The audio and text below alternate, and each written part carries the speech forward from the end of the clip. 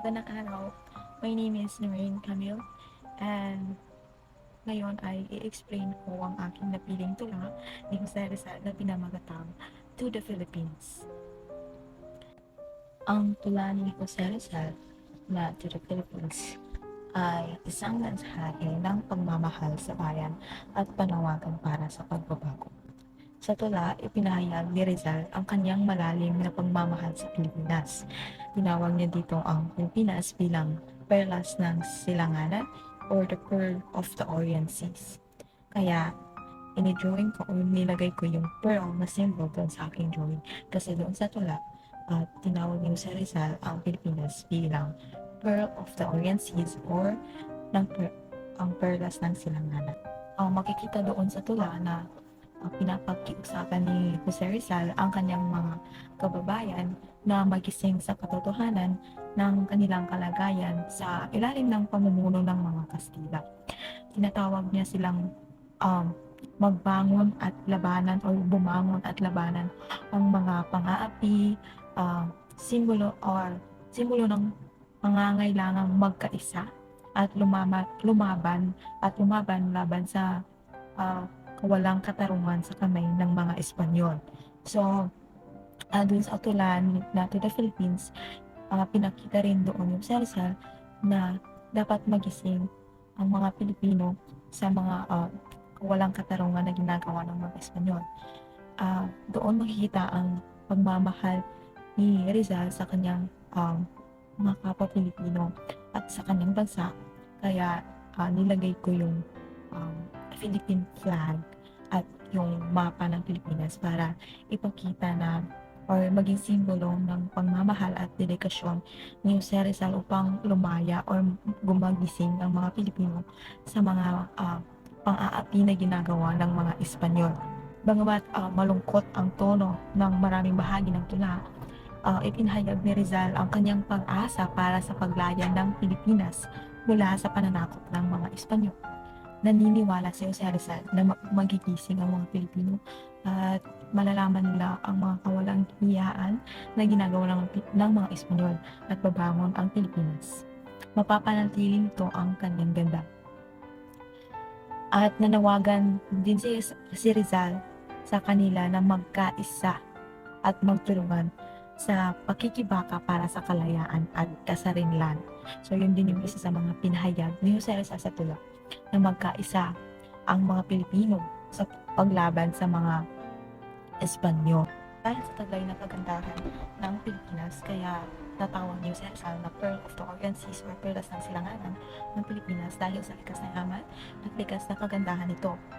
Bagamat may pinagdadaanan ng bansa, na-appreciate pa rin ni Rizal ang beauty ng Pilipinas or ang kagandahan ng Pilipinas.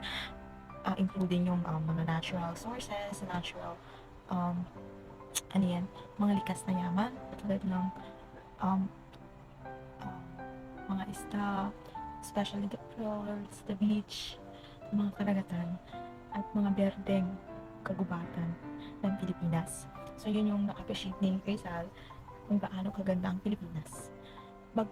Kaya lang may sagabal at may gustong sumira sa kagandahan ng Pilipinas. So kaya siguro sinulat ni Rizal ang tula ito. So ginamit din ni Rizal ang tula upang suriin ang mapanlinlang at mapang-aping kalikasan ng kolonyalismong Kastila sa Pilipinas.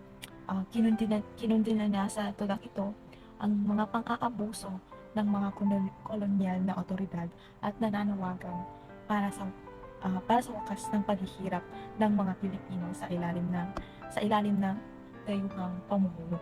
Kaya ko rin nilagay yung blue waves o yung alon na design sa gilid ng aking drawing para i-symbolize yung sinabi ni Rizal ng magagandang tanawin tulad ng dagat sa Pilipinas. So kaya ko yun nilagay.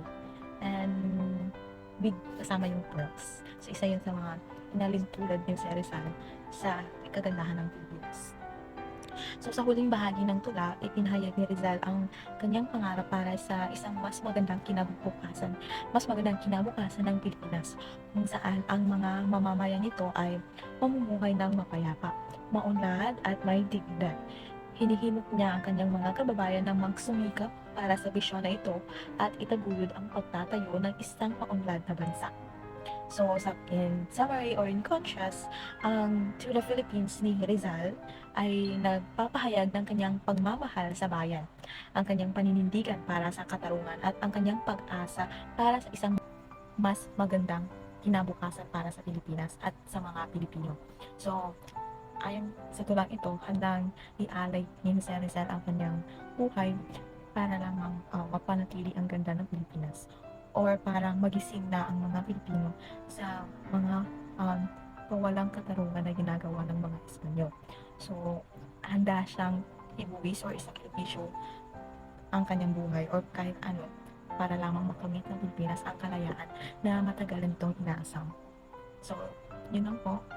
Maraming salamat. So, nakaka-relate po sa tulang ito dahil katulad ni Rizal, kapag ang isang bagay ay gustong-gusto kong makamit or makuha, ginagawa ko ang lahat, kaya kong gawin ang lahat or kaya kong ialay or kaya kong mag-compromise ng something para lang ma-achieve yung gusto ko. So, kahit pa sabihin natin, kunyari, hindi ako kakain, hindi ako matutulog, para lang makapag-study at magkakuha ng mataas na score, gagawin ko yun kasi yun yung ninanais ko or pinapangarap ko na magkaroon ng mataas na score. So, kay Rizal naman, dahil gusto niyang makalaya ang Pilipinas mula sa magsik ng mga Espanyol, ay sabi niya, kaya niyang ialay ang kanyang buhay para lang masagip ang kanyang bayang minamahal or ang Pilipinas. So, yun lang po. Maraming salamat.